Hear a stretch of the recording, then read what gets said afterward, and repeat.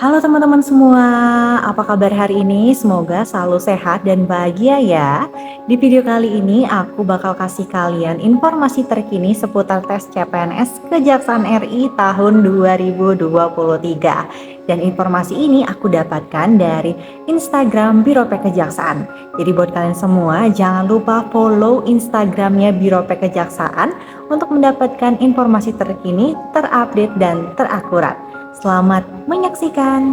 Oke teman-teman semua, ini dia persyaratan khusus dari formasi jaksa. Berusia setinggi-tingginya 27 tahun pada saat melakukan pendaftaran di portalnya SSCASN.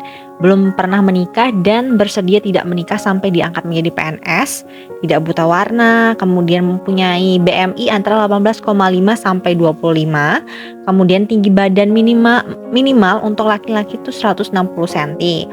Dan perempuan 155 cm. Kemudian harus punya sertifikat TOEFL dengan nilai minimal 450 atau bisa juga pakai sertifikat IELTS dengan nilai minimal 5. Kemudian merupakan sarjana hukum ataupun ilmu hukum ya yang ditunjukkan dibuktikan dengan ijazahnya. Kemudian IPK minimalnya adalah 3,00. Syarat berikutnya adalah berasal dari perguruan tinggi negeri ataupun swasta dengan akreditasi serendah-rendahnya B dan program studi hukum ataupun ilmu hukum yang terakreditasi serendah-rendahnya juga B. Jadi S1-nya itu harus hukum atau ilmu hukum ya. Selain itu tidak bisa melamar di formasi jaksa. Kemudian berasal dari perguruan tinggi. Kalaupun berasal dari perguruan tinggi luar negeri itu harus telah disetarakan oleh kementerian yang menyelenggarakan urusan pemerintahan di bidang pendidikan, kebudayaan, ilmu pengetahuan dan teknologi gitu. Oke, selanjutnya ini dia persyaratan untuk formasi petugas barang bukti. Berusia setinggi-tingginya 35 tahun pada saat melakukan pendaftaran di portal SSCASN. Sama juga tidak boleh buta warna. Kemudian harus punya postur badan yang standar sesuai dengan standar BMI juga antara 18,5 sampai 28. Kemudian ada tinggi badan minimal juga untuk laki-laki 160 cm dan perempuan itu 155 cm. Memiliki ijazah D3 dengan program studi ekonomi, manajemen, teknik informatika, akuntansi, komputer, sekretari atau kesekretariatan, hubungan masyarakat, perpajakan, administrasi atau perkantoran. Jadi selain D3 itu tidak bisa mendaftar di formasi petugas barang bukti ya. Kemudian memiliki IPK serendah-rendahnya 2,75. Kemudian syarat berikutnya adalah berasal dari perguruan tinggi negeri atau swasta sesuai dengan program studi yang tertera dan harus terakreditasi pada saat kelulusan ya. Kemudian untuk yang berasal dari perguruan tinggi luar negeri itu juga sama harus disetarakan oleh kementerian yang menyelenggarakan urusan pemerintahan di bidang pendidikan, kebudayaan, ilmu pengetahuan, dan teknologi. Kemudian untuk formasi yang berikutnya adalah pengelola penanganan perkara. Itu berusia setinggi-tingginya bisa 35 tahun pada saat melakukan pendaftaran di portal SSCASN. Sama juga persyaratannya tidak boleh buta warna, kemudian punya postur badan sesuai dengan standar BMI antara 18,5 sampai 28 dan punya tinggi badan minimal juga. Sama aturannya laki-laki minimal 160 dan perempuan minimal 155 cm. Syarat berikutnya adalah memiliki ijazah SMA atau SLTA sederajat. Jadi harus punya ijazah ya, tidak bisa menggunakan SKL. Kemudian syarat berikutnya memiliki nilai dalam ijazah dengan hasil rata-rata serendah-rendahnya 7,00. Berdasarkan pengalaman aku pakai tuh nilai yang sudah di rata-rata total. Biasanya tuh paling bawah kanan, paling bawah itu. Coba dicek di ijazahnya masing-masing ya. Kemudian memiliki ijazah atau sertifikat penguasaan komputer dengan minimal penguasaan pada program Microsoft Office. Nah, Microsoft Office ini itu memuat Word, Excel, PowerPoint ya. Jadi harus Word, Excel, PowerPoint. Berdasarkan pengalaman aku tes tahun 2021 itu sertifikatnya memuat kemampuan pengoperasian Word, Excel, PowerPoint gitu. Kemudian ada juga yang bertanya itu sertifikat komputernya bisa diperoleh dari lembaga online atau enggak. Nah, aku kurang tahu ya jawabannya itu bisa atau tidak. Untuk jelasnya dan akuratnya kalian bisa tanyakan di helpdesk-nya Kejaksaan ya. Untuk nomor-nomornya kalian bisa dapatkan, peroleh, lihat di Instagramnya Biro P Kejaksaan. Seperti itu. Kemudian ini dia formasi berikutnya, penjaga tahanan. Berusia setinggi-tingginya bisa juga 35 tahun pada saat melakukan pendaftaran di portal SSCASN. Tidak buta warna juga, kemudian memiliki postur badan sesuai standar BMI juga, 18,5 sampai 25 ya kalau ini ya. Kemudian memiliki tinggi badan minimal 160 cm untuk laki-laki dan perempuan itu 155 cm ya. Kemudian memiliki ijazah SMA atau SLTA sederajat, jadi harus ijazah ya. Kemudian memiliki nilai dalam ijazah dengan hasil rata-rata serendah-rendahnya 7,00. Kemudian memiliki ijazah atau sertifikat penguasaan komputer dengan minimal penguasaan pada program Microsoft Office. Dan ternyata di tahun ini penjaga tahanan, formasi penjaga tahanan itu juga harus punya sertifikat komputer ya, pada program Microsoft Office. Jadi bisa dipersiapkan dari sekarang ya. Lalu persyaratan yang terakhir adalah memiliki ijazah atau sertifikat penguasaan bela diri atau pengalaman kerja di bidang pengamanan. Oke teman-teman semua, ini adalah beberapa yang harus dipersiapkan administrasinya untuk diupload di portalnya SSCASN. Yang pertama surat lamaran. Surat lamaran ini bisa kalian unduh dari websitenya biropkejaksaan.go.id atau link unduhan yang sudah tersedia di postingan Instagram Biro P Kejaksaan ya. Ditulis tangan. Nah, di sini dikatakan ditulis tangan. Jadi kalian harus tulis tangan ya. Jangan kalian ketik. Pokoknya kalian harus penuhi persyaratan-persyaratan ini sesuai dengan yang sudah tertulis di pengumuman ini ya. Ditulis tangan dan ditandatangani dengan pena warna hitam, harus pakai warna hitam penanya ya, serta diberi materai elektronik senilai 10.000. Nah, untuk materai elektronik ini juga nanti ada cara-caranya. Cara-caranya itu nanti aku cantumin ya linknya di description box untuk membeli materai elektronik tersebut. Kemudian di sini harus punya kartu tanda penduduk KTP atau surat keterangan telah melakukan rekaman kependudukan yang dikeluarkan Dinas Kependudukan dan Catatan Sipil Dukcapil atau kecamatan bagi yang belum punya EKTP ya, gitu ya. Kemudian pas foto terbaru menggunakan kemeja warna putih dengan latar belakang merah. Jadi kemeja putih ya. Jadi di sini sudah dikasih tahu bahwa kemejanya itu putih, full putih, jangan ditambahin dasi ataupun jas ataupun blazer gitu. Pokoknya sesuai dengan ketentuan yang udah ada ya. Kemudian surat pernyataan dengan format sebagaimana anak lampiran 4 Peraturan Badan Kepegawaian. Nah, ini surat pernyataan ini juga kalian bisa unduh dari websitenya Biro P Kejaksaan atau link unduhan yang sudah tersedia di postingannya Biro P Kejaksaan ya. Jadi kalian follow dulu Instagramnya Biro P Kejaksaan. Nah, untuk surat pernyataan ini diketik dengan komputer. Nah, kalau surat pernyataan ini diketik, nggak ditulis tangan ya. Dan ditandatangani dengan pena warna hitam serta diberi materai elektronik senilai 10.000. Berarti nanti kalian beli materainya juga ada beberapa materai ya. Kalau nggak salah surat pernyataan ini ada 3, surat lamaran 1, berarti belinya 4 buah materai elektronik ya.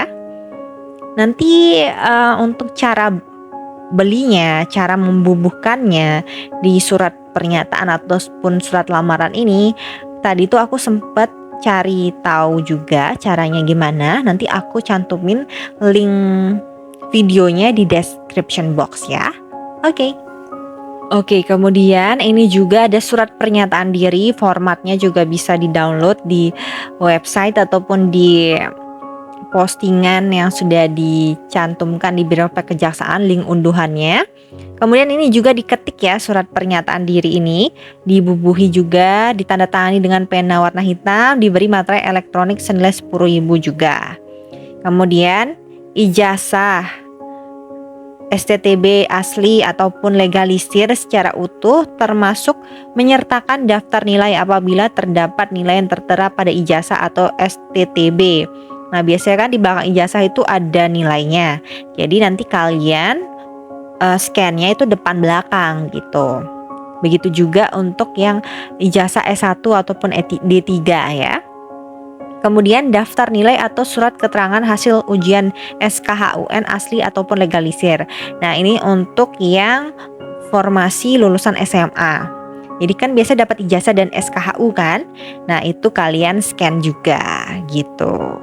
Kemudian untuk ukuran dari masing-masing file tersebut biasanya nanti ada dikasih tahu ketika kalian akan menguploadnya di portal SSC-ASN. Jadi diperhatikan saja tipe filenya itu harus apa dan ukuran maksimal dari filenya itu berapa. Kalian perhatikan saja saat akan menguploadnya ya. Kemudian di sini diberitahu bahwa sertifikat atau dokumen lainnya yang sah diterbitkan oleh lembaga resmi dan ditandatangani oleh pejabat yang berwenang ya. Yang memuat keterangan berupa penguasaan keahlian komputer minimal pada Microsoft Office. Jadi harus diterbitkan dari lembaga yang resmi ya. Jadi kalau ada pertanyaan bisa nggak didapatkan dari online.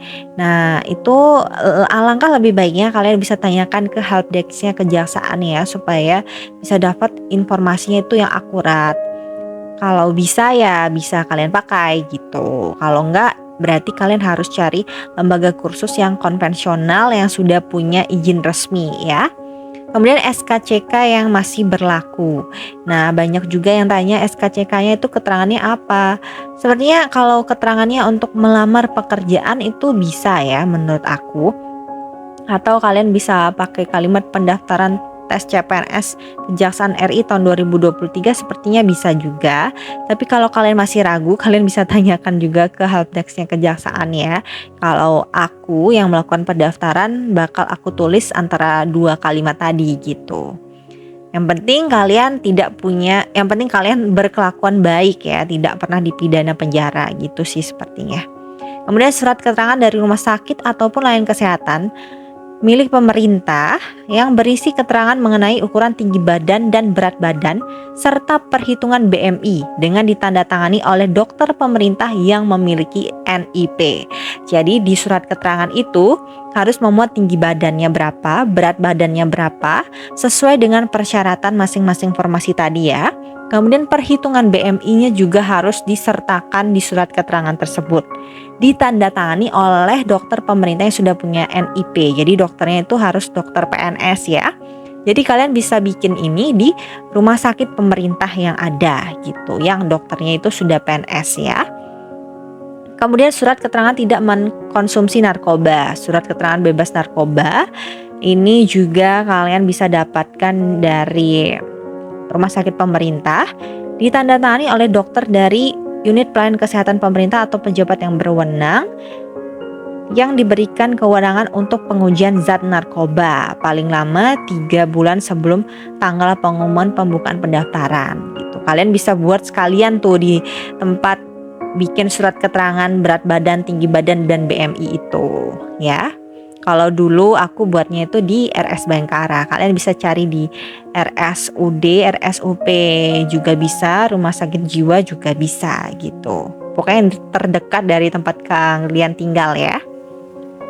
Kemudian khusus pelamar pada kebutuhan khusus putra-putri Papua dan Papua Barat itu harus menyertakan akta kelahiran atau surat keterangan lahir bahwa memang lahir di Papua ataupun Papua Barat gitu ya. Surat keterangan dari kepala desa atau kepala suku yang menerangkan keturunan Papua atau Papua Barat berdasarkan garis keturunan yang tua, bapak dan atau ibu asli Papua atau Papua Barat gitu. Jadi harus ada surat keterangan bahwa benar nih keturunan Papua atau Papua Barat. Kemudian khusus pelamar disabilitas itu harus menyertakan surat keterangan dari rumah sakit milik pemerintah yang menerangkan secara jelas derajat kedisabilitasannya dengan disertai rekomendasi mengenai kemampuan dalam melakukan kegiatan sehari-hari. Kemudian harus juga menyertakan video kegiatan sehari-hari dan gambaran sikap dalam mengerjakan kegiatan yang relevan dengan tugas jabatan seperti membuka laptop, mengetik, menjangkau barang, atau membawa barang dan yang lainnya gitu. Kemudian dalam pengumuman ini juga diberikan catatan bahwa sebelum submit pastikan pelamar memilih lokasi ujian sesuai dengan domisili pelamar. Jadi nanti kita harus memilih lokasi ujiannya gitu. Jadi misalkan nih dikasih tahu permisalan, si A membuat akun pada SSCASN dengan menggunakan KTP Provinsi Jawa Timur. Namun dikarenakan si A itu berada di Jakarta, maka si A mendaftar menggunakan KTP Provinsi Jawa Timur tersebut, lalu si A mengisi domisili di Jakarta, serta memilih lokasi ujian di DKI Jakarta. Untuk selanjutnya, si A akan mengikuti tahapan ujian dari mulai tahapan seleksi administrasi dan SKD di wilayah DKI Jakarta. Jadi kalau ada dari kalian yang kondisinya seperti si A ini, harus dilakukan seperti ini gitu ya, sesuai dengan permisalan yang sudah ada gitu. Oke teman-teman semua, untuk pembelian e-materai dan pembuatan e-materai pada dokumen-dokumen yang dipersyaratkan itu bisa kalian lakukan di portal sscisn.bkn.go.id juga ya. Nanti link videonya aku cantumkan di description box tutorial pembelian dan pembubuhannya. Dan jangan lupa untuk mempersiapkan segala yang dipersyaratkan dengan baik. Tetap semangat! Oke teman-teman semua, tidak lupa aku mengingatkan untuk berlatih dari sekarang untuk menghadapi tes SKD CPNS tahun 2023. Kalian bisa ikutan tryoutnya bisa cpns.com karena menurut aku soal-soalnya itu lumayan hot dan mirip dengan soal aslinya. Kalian bisa pakai kode voucher aku Kak Devi untuk dapat potongan harga Rp20.000. Jadi semangat ya tryoutnya supaya kalian terbiasa dalam mengatur waktu ketika mengerjakan soal. Semangat semuanya, semoga lolos tes CPNS tahun 2023 ini. Oke teman-teman semua, itu dia sedikit informasi terbaru seputar tes CPNS Kejaksaan RI. Untuk kalian yang mau info terbaru, terkini, dan terupdate-nya, kalian bisa follow Instagramnya Biropek Kejaksaan ya, untuk mendapatkan informasi yang terakurat. Oke, dan aku juga bakal bikin video-video lagi berkaitan dengan tes CPNS, sharing soal TIU dan yang lainnya. Semoga video-video yang aku buat itu bisa bermanfaat ya untuk kalian semua. Terima kasih dan sampai jumpa.